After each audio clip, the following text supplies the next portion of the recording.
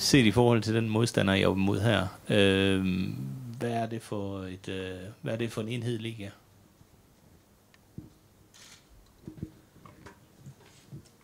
Jamen altså, vi har selvfølgelig, hvad vi plejer at gøre op til de her kampe, kigget godt og grundigt på modstanderen. Jeg tror i folks øjne er et polsk hold sådan lidt en ubekendt faktor. Lidt ligesom vel Apoel, som man så som en mulig overkommelig modstander. Jeg tror ikke, vi skal underkende, som vi også nævnte på det tidspunkt med Apoel, at det er et hold, der gennem de seneste mange sæsoner er blevet mester, har en masse erfaring fra internationalt. Jeg er med på, at de ikke blev det sidste år. Så jeg tror, vi kommer til at møde en modstander, der om nogen har noget erfaring på den her scene. Men det er også klart, at nu har vi, og er vi kommet igennem det her nåløje til det her gruppespil.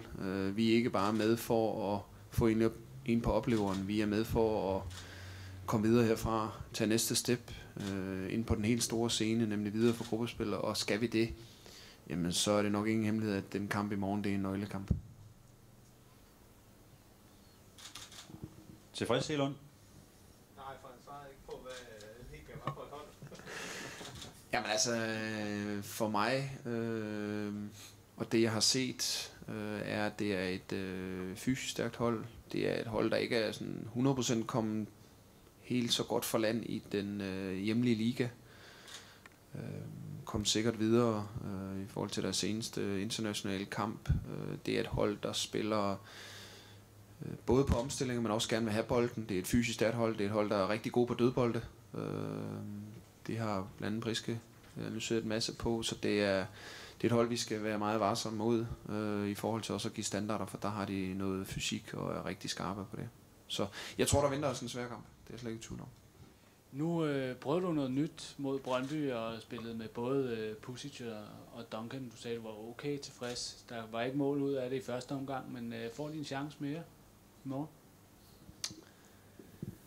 Nu er det jo sådan, vi lukkede træning i dag. Det har jeg vel gjort af en grund, nemlig at vi prøver at holde lidt hemmelighed omkring opstillingen. Så jeg synes, det er rigtig fint, der kommer nogen på pressemødet her, men og jeg vil ikke offentliggøre holdopstillingen her. Der må man komme på stadion i morgen og kigge. Jeg synes faktisk, det gav os en masse svar, det vi prøvede i Brøndby. Om det er midlet til at opnå det mål, nemlig et sejr i morgen, jamen det må man lige afvente og se. Jeg var ikke så utilfreds med det, jeg så.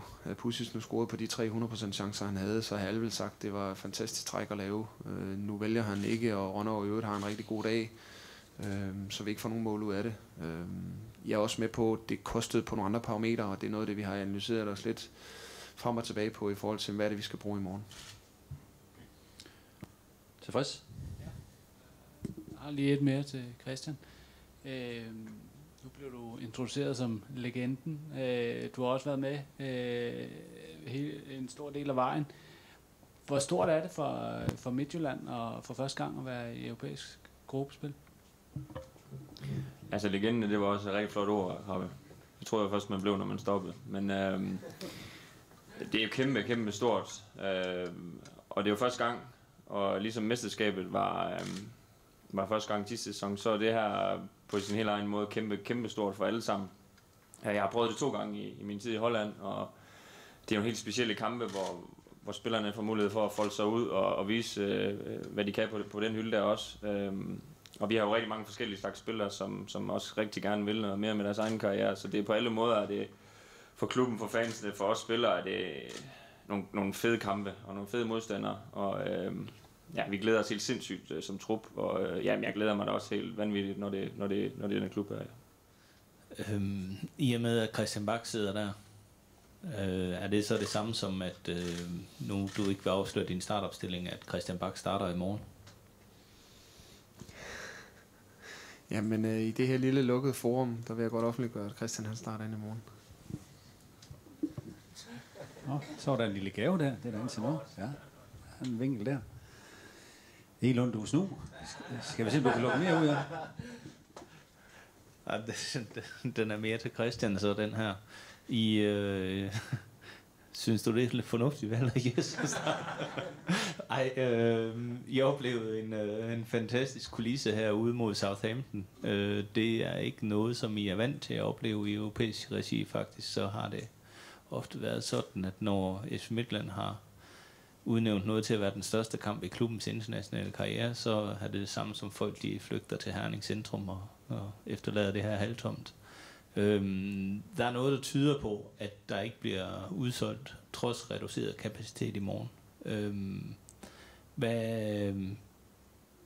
Hvad er din opfordring til de folk, der lige nu overvejer, om de skal tage herud og støtte holdet og sørge for, at det bliver en kulisse, som har international karakter?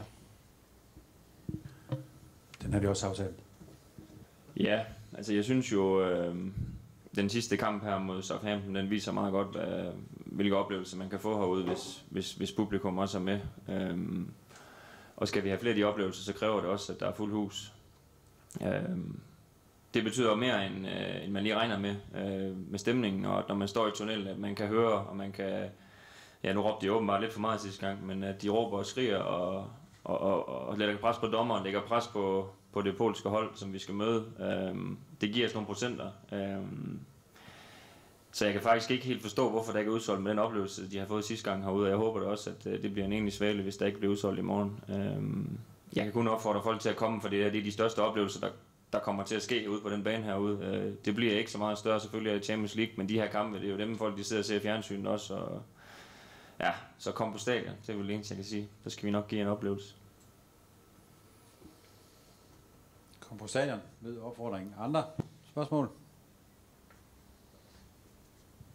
Og så var der den også, Christian, eftersom du har prøvet det europæiske gruppespil.